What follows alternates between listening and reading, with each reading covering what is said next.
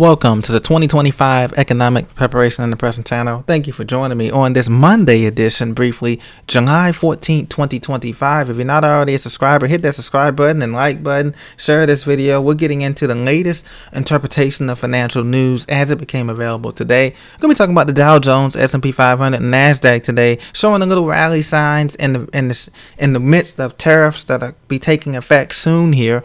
We're also going to be talking about the housing market as well as the Port of LA, seeing record shipping out of the Port of LA there, down in Long Beach, of course. They're seeing record shipping as people get ready to, many of the shipping containers get ready to feel the impact of the tariffs later on this summer. And also food prices are going up, as you know, at the grocery store, even at discount grocery stores. And so that's why it's imperative for us to become more self-sufficient, get our gardens, learn gardening, learn what hardiness zones we're in, and start planting those plants either indoors or outdoors, just to get the experience and practice. Thank you for joining me, ladies and gentlemen. Let's get right into it. Courtesy of Yahoo Finance today, the stock market today, NASDAQ secures, quote, record close as investors shake off tariff threats for now and eye key inflation data. Like you said, this was being reported on Yahoo Finance and others. We have earnings on deck. So the Dow Jones was up 88 points. The NASDAQ was up a couple of points too as well. 54 points, closing at 2064.33. Hits record close today. As long as but the VIX is up too as well. The volatility is up almost a full percentage point. Gold lost $11 off its 30 to close at 33.52.10.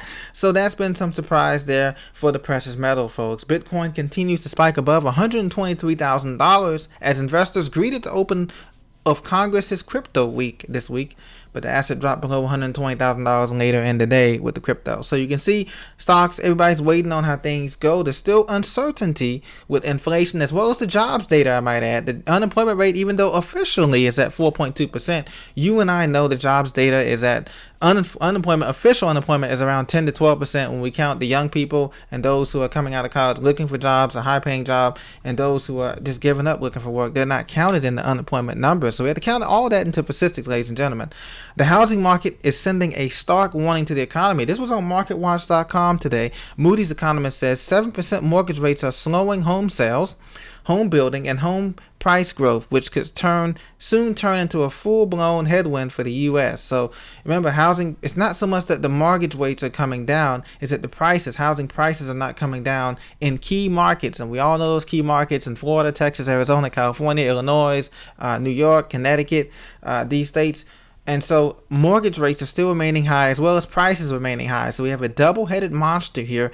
And with people losing jobs, losing good-paying jobs, I may add, they're not able to transition and to cover this type of debt. So, and then secondly, we have people that are moving into rental apartments and also ADUs, alternate dwelling units, such as tiny homes or RVs, or a combination of both. And you hear a lot about that on the news. That's what a lot of people are doing to help beat the system and try to get out of this debt and get out of this heavy debt that we have to pay for housing, cars, food, and other substance, right? So the Port of LA is seeing record freight. That's great news right now for this ports here. Container traffic is up in Long Beach and the Port of Los Angeles as shippers race to beat Trump's tariff deadlines. Listen, the Port of Los Angeles says that the shipping container traffic has increased. People are racing to beat President Trump's tariffs here. Trade from China, while short of a COVID-like surge, has been up ahead of the mid-August deadline for a deal which could raise tariffs on Chinese goods to 145%.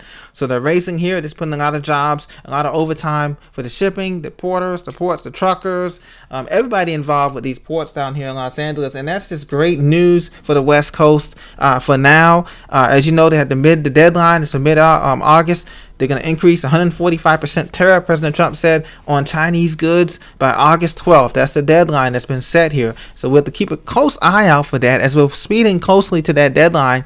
And so it's the busiest June and July in the 117-year history of the Port of Los Angeles at Long Beach down there. Port of LA executive Gene Sirica said that quote, more than anything else, the monthly data highlights the tariff whipsaw effect. Importers had slowed significantly in May and continue to drop through the first half of June here. So as you can see, the numbers here are up. The tonnage is up here, heavily led by Los Angeles Port, up to 892 0.3 thousand export volume there, and you can see followed closely behind that by New York and New Jersey, and Long Beach is down there as well. And as well as the port of Baltimore and those other people are down there. The other ports have seen an increase as well as they continue to come back online here. So that's what we have going on with that. Now the fresh tomato prices, according to Yahoo Finance as well, this was something interesting, could jump as tariff takes effect. As you know, Mexican grown tomatoes account for nearly 70% of the U.S. market, while U.S. growers currently hold around 30%. So now we have an increase on tomatoes. So remember during the pandemic, it was things that like really need, like it was toilet paper, it was baby diapers, baby formula. Now we got tomatoes that could be impacted by this.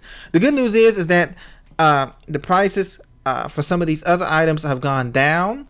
But in terms of electronics, I told you electronics, there'll be deflation, and things that we don't need and things that we do need, there'll be inflation, like food, in terms of like bread, vegetables, produce is going to be going up. Remember, we're just not counting the floods also that have been happening in Texas and New Mexico and Iowa, up in the upper Midwest. They've been having a lot of flooding too as well down the Mississippi, Missouri River there that people haven't been talking about. So that's going to also impact the prices. There's something to look out for too as well. The U.S. is pulling out of a 3-year, decade-old tomato trade agreement with Mexico on Monday, while adding 17 to 21% tariff on most Mexican tomato imports.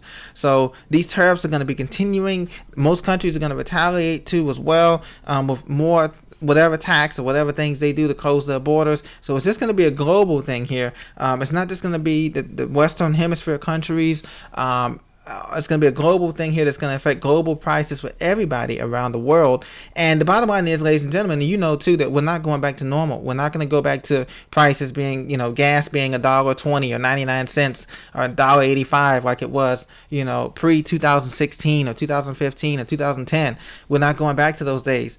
Food is not going back to bread being a 99-cent loaf or eggs being cheap like that. We're in a whole new world here, and because this competitive world, we're going to continue to see these prices go up. And that's why I say continue to be self-sufficient, as much self-sufficient as you can in terms of food, water, and security and medicine, because those are going to be items where if these trucks, if these shipping containers can't get to the port, and if these trucks can't get there rail by rail freight or anything, that's where we're going to have major problems here in this economy. And it's already showing signs right now of cracking. So continue to prepare, ladies and gentlemen. I'll talk to you soon again after Wednesday when we get the earnings report as well as the new unemployment numbers as we head deeper into this third quarter 2025. Thank you for listening. Share this video. I'll see you very soon. Take care.